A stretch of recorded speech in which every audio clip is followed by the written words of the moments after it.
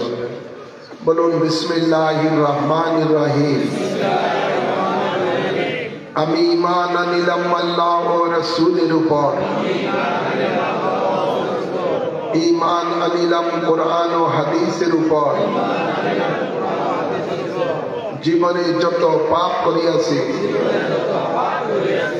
সমস্ত পাপ হইতে তওবা করিলাম।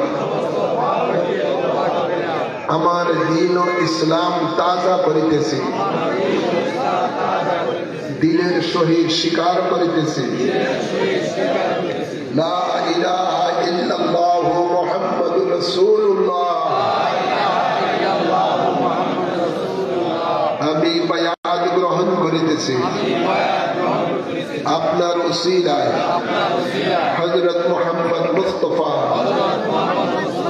সাল্লাল্লাহু আলাইহি ওয়াসাল্লামের কাছে ইসলামের 5টি স্তম্ভের উপরে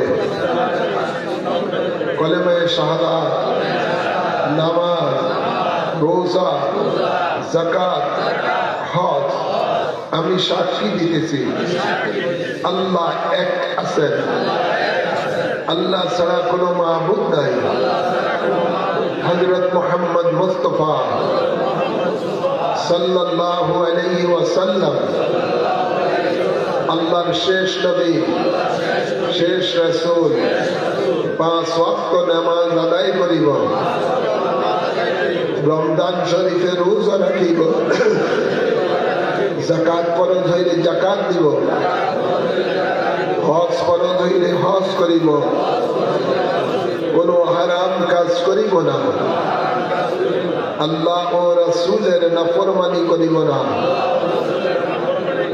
আল্লাহর সাথে কাহাকেও শরীক করিব না, মওত পর্যন্ত বায়াতে রাসূল সুন্নি আকীদা ঠিক রাখিব। আল্লাহুম্মা আমিন।